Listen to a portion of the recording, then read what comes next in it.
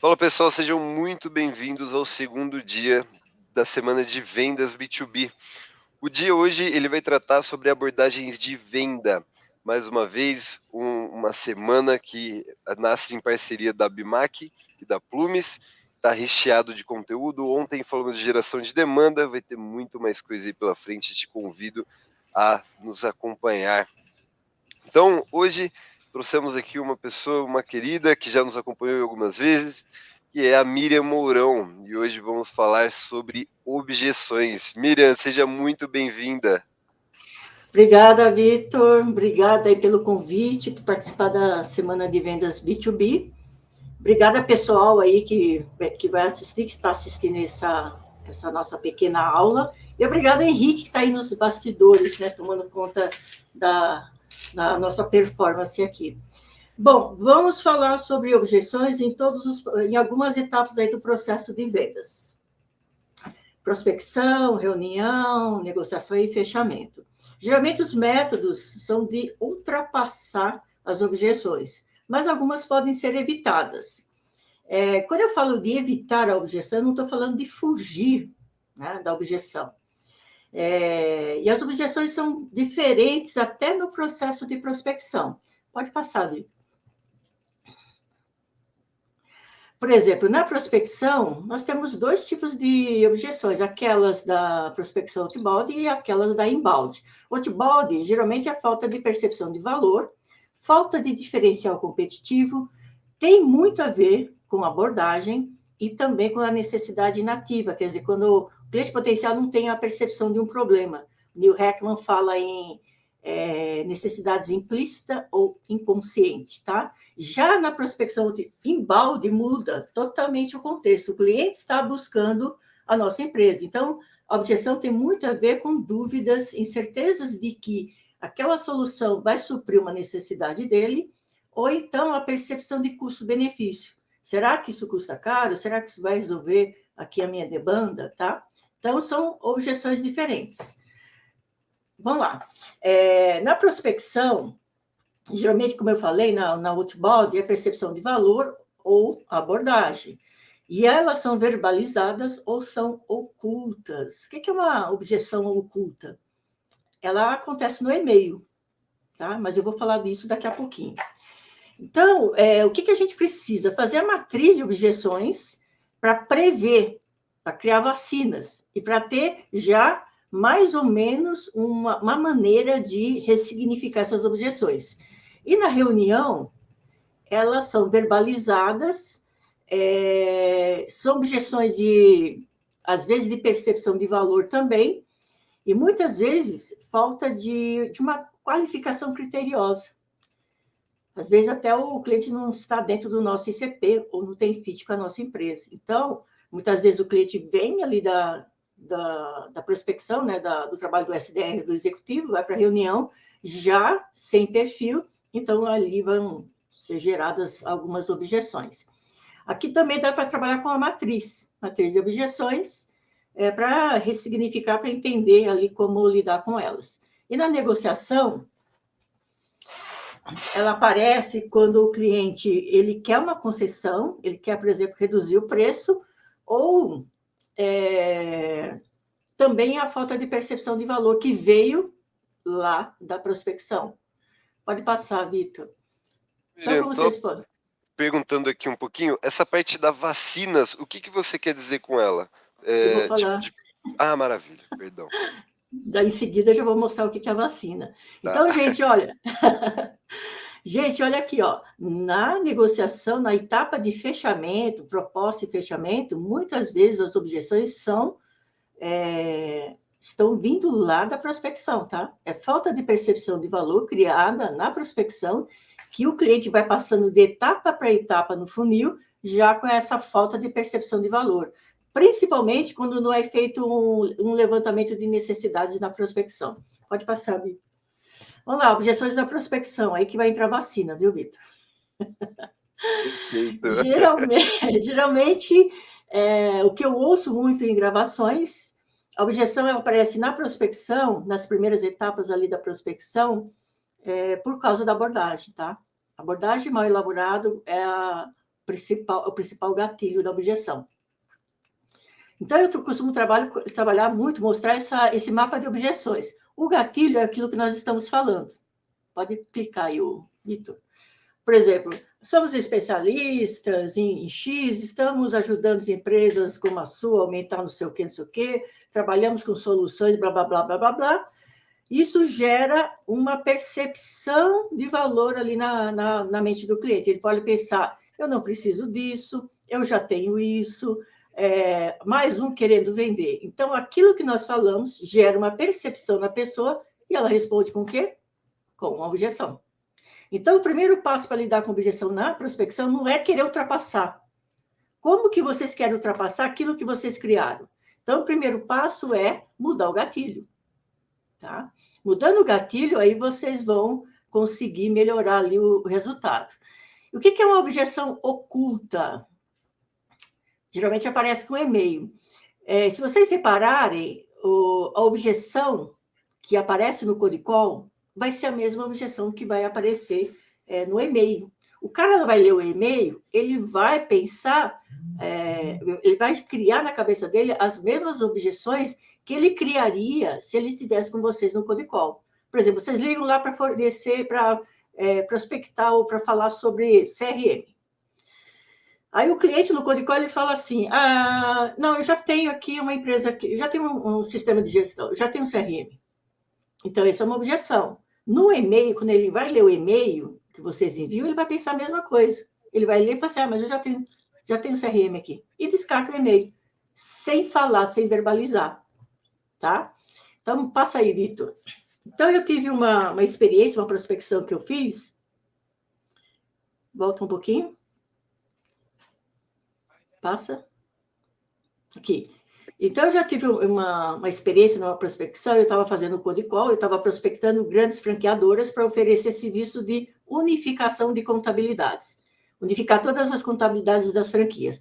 E a objeção que eu via era, nós não interferimos, o franqueado escolhe sua própria contabilidade. E quando eu fui criar o e-mail, eu pensei, o decisor que vai ler esse e-mail vai gerar essa mesma objeção. Então, eu criei 2 gatilhos nesse e-mail.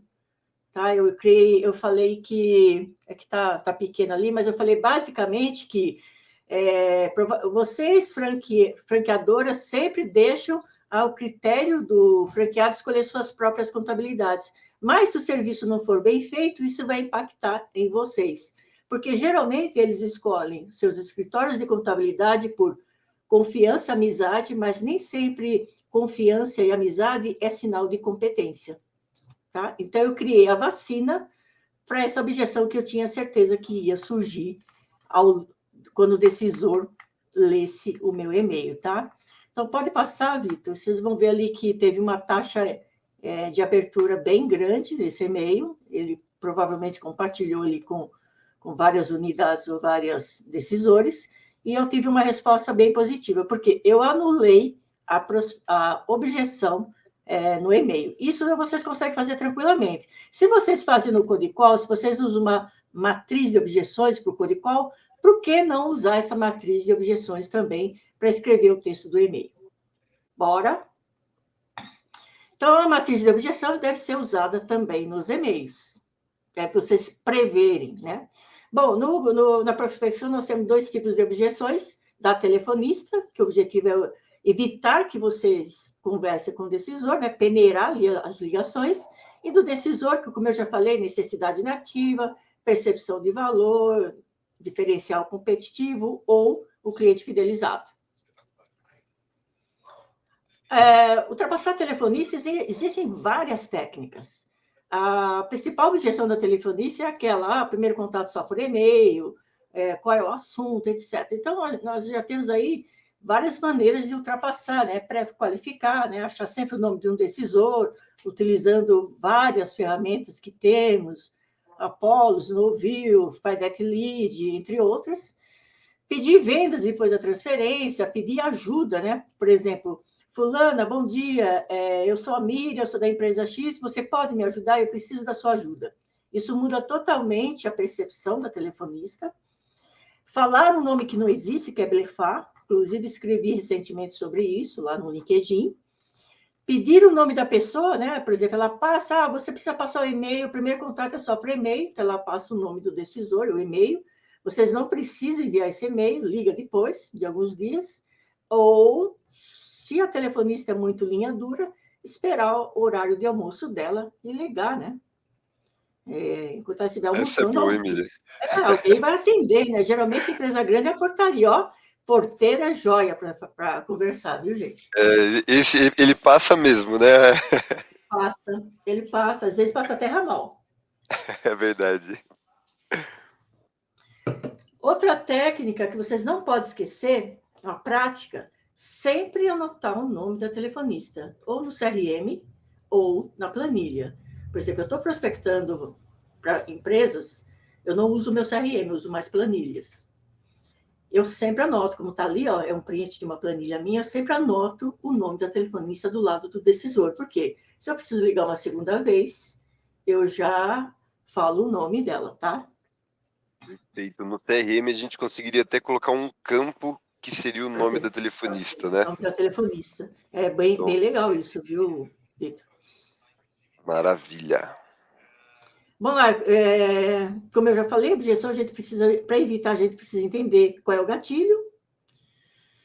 E tem a vacina ali, ó, que o Vitor perguntou. O que é vacina? A vacina o que é? É o vírus que nós colocamos no nosso organismo para evitar que a doença se manifeste. Na prospecção é o mesmo princípio. Vocês vão jogar a objeção mais recorrente na sua abordagem, no início da abordagem, para a objeção não aparecer. Por exemplo, se a objeção recorrente é mande uma apresentação por e-mail, você começou a falar e o decisor, manda uma apresentação por e-mail, vocês vão introduzir essa objeção na introdução. Por exemplo, meu nome é Miriam, eu sou da empresa tal, trabalhamos com isso, isso, isso, e antes de enviar uma apresentação da minha empresa, eu gostaria de entender um pouquinho mais dos seus processos.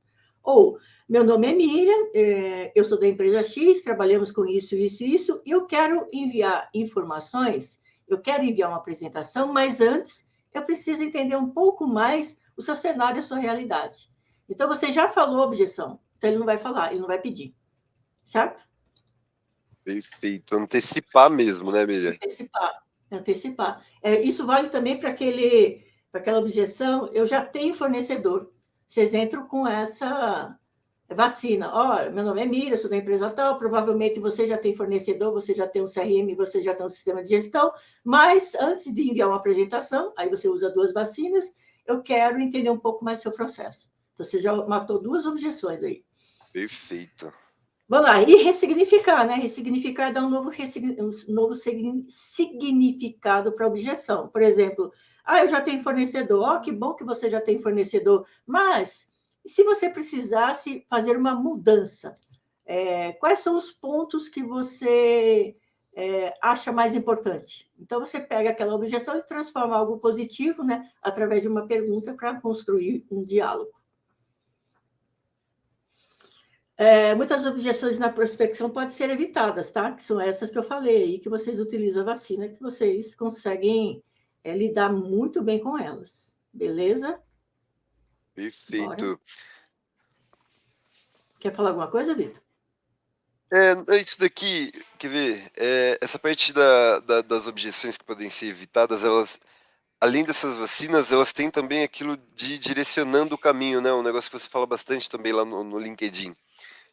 Até das perguntas fechadas, algumas coisas nesse sentido, que também é uma forma de evitar essas objeções, no final das contas, né? Sim. Por exemplo, pergunta fechada. Você concorda comigo que nem sempre o preço é um diferencial competitivo? Né? Você está direcionando, você está evitando que o cara fale de preço ali no final. Porque ele Perfeito. mesmo já vai concordar com você, né? Exato. Esse caminho eu acho ele muito bom e ele realmente auxilia muito, né? Ele facilita muito o processo, no final das contas. Facilita Perfeito. bastante. Você cria ali um diálogo, né? Na reunião, as sugestões na reunião, geralmente, elas são bem parecidas, né? Eu estava conversando até com um mentorado meu, então ele pontuou essas daqui, ó. Geralmente, a objeção na reunião ela tem a ver com a qualificação, com o ICP. Eu acredito que o executivo close ele deve ouvir a gravação do SDR para entender ali o que foi falado. Aumentar a dor na reunião não é só ficar fazendo demonstração de um produto ou de um serviço, e falar muito mais do que característica daquele produto, falar mais o que o cliente vai ganhar, o que ele vai melhorar em termos de processo ou o que ele vai reduzir de problema. E sempre costurar o próximo passo, né? Geralmente, na reunião, o executivo ele fala assim, vou te enviar uma proposta, mas ele já não costura qual que vai ser o follow-up, tá? Pode passar. Perfeito. Isso de aumentar a dor, ela serve bastante para o inbound também, né, Miriam? Por exemplo, quando ele já chega com uma dor, aí você intensifica ela para ele falar assim, nossa, eu já estava procurando, mas agora eu percebi que eu realmente estou com um grande problema aqui. E aí a chance de diminuir no show, algumas coisas nesse sentido, aumenta também. Então, vou passar para a diretoria. Pô, isso aqui é uma falha na qualificação. Por exemplo, se o cliente fala assim, vou passar para a diretoria, você nem sabe que ele tem essa dinâmica de ter que passar para um decisor acima, isso já é percebido se foi feita uma qualificação. Você tem que saber com quem você está falando, quem é aquela pessoa que está na reunião. Então, aqui também dá para criar uma vacina. Se o lead foi bem qualificado, essa objeção é óbvia, né? Se você sabe que ele não é o decisor final, você já sabe que ele vai ter que passar para a diretoria. Então, você pode se antecipar. Você vai passar para a diretoria o que também é importante para ele. No início da reunião, você já fala, olha, provavelmente você vai ter que passar isso para uma diretoria. Então, vamos conversar sobre a sua necessidade e do seu diretor. O que é importante para ele também? Aquela objeção também, eu dou uma resposta em X dias, você também pode se antecipar. Eu vou enviar a proposta amanhã, você precisa de quanto tempo para analisar? Ok, você precisa de 2, 3 dias? Então, conversamos no dia tal, certo? Qual é o melhor horário para eu te ligar? Tem que costurar, viu? Senão, o cara fala assim, manda a proposta que eu dou uma resposta. Tá, mas dá resposta quando? Exato.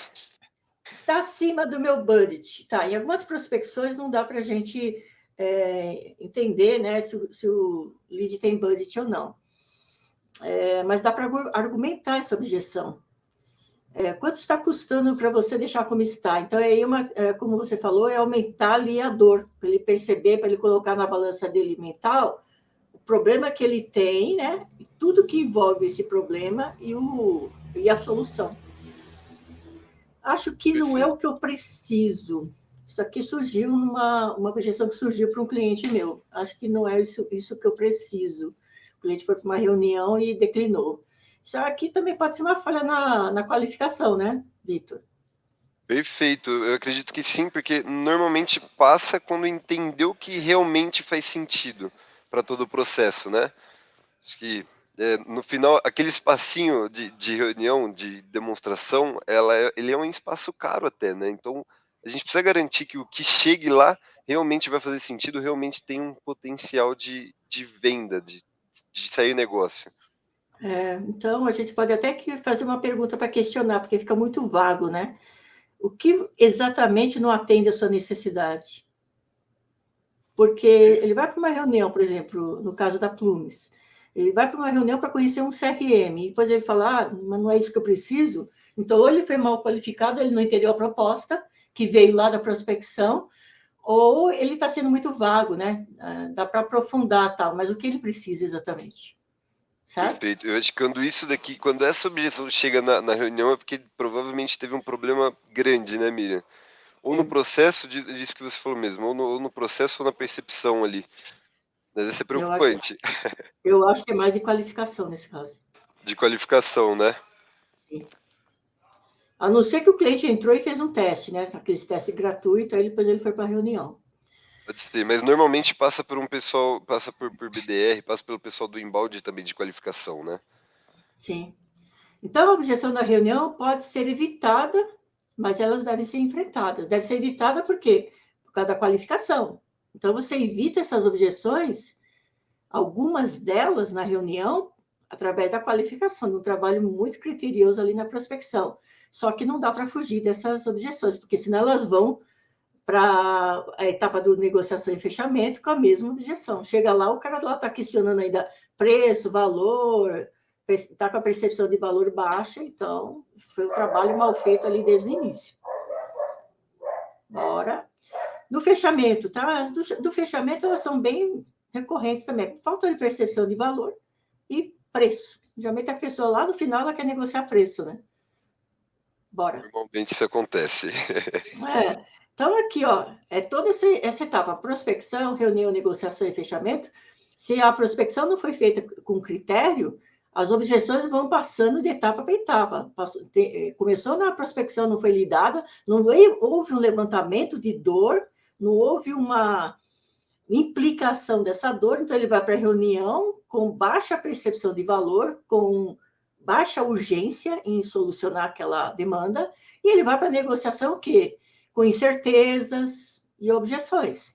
O Neil Heckman, pode passar aí, o Neil Heckman fala que muitas vezes essa objeção de preço é a cortina de fumaça, né? Ele entra nessa fase de impacto, ele chega nessa fase de impacto ainda com dúvidas, incertezas. Então, nessa fase de impacto, ele pode tentar negociar preço, optar por ficar onde ele está, né? Ou optar pelo concorrente. E ele fala que é preço, e às vezes não é preço, gente. Às vezes é falta de percepção de valor, falta de percepção de benefícios, tá? Pode virar. É o mais comum a ser levantado quando normalmente tem aquela oculta lá atrás, né? Quando passou alguma coisa no processo. E às vezes essa impacta o que é? Medo de mudança, medo de risco, grandes decisões. Então, o cliente veio lá da prospecção com medo de mudança, ele acha que é um risco mudar, que pode impactar até na carreira dele, e chega lá no final ele fala que é preço, e não é. Tá? Medo de impactos nas decisões, por isso que precisa ser muito transparente, principalmente na reunião, colocar na mesa quais são os riscos, quais são os impactos, etc. Tá? Então, ele vai para essa etapa do fechamento pensando, será que estou fazendo um bom negócio? Ele declina, né? Será que o suporte é eficiente? E se der errado? Se eu faço essa mudança e der errado? Principalmente quando eu falo em ticket alto, né, Miriam? Isso daí se estende de uma maneira... Exatamente. Principalmente aí o pessoal aí que está assistindo, que tem vendas complexas, tem que pensar nisso. Tem que começar a cuidar disso lá no início, para o cliente não chegar na fase de fechamento com essas percepções, com essas dúvidas e incertezas. Pode passar. Então, a gente tem aqui a principal, né, que é o está caro. Não adianta querer confrontar. Está caro comparado com quem, não é o momento de confrontar. Aí não é o momento também de ficar falando, nosso produto, nosso diferencial é Y, X, Z, porque isso deveria ser tratado lá no início. O cliente, quando ele vai para a fase de fechamento, ele já tem que saber quais são os diferenciais, os benefícios daquele produto, daquele serviço. Não é nesse momento que você vai lidar com isso. Bora? Então, não adianta querer contra-atacar nesse momento. Então, tem uma técnica aí que a gente pode usar, que é identificar se realmente ele está preocupado com o preço ou se é uma cortina de fumaça. Além do preço, tem algo mais que você gostaria de pontuar para chegarmos ao fechamento? Então, você está pressupondo que vai chegar ao fechamento, que isso basta fazer esse alinhamento. Se ele falar algum item, a gente vai lá e ameniza, né? Entendo sua percepção, entendo que isso é importante para você. Então, identificar, será que é só o preço ou tem mais objeções?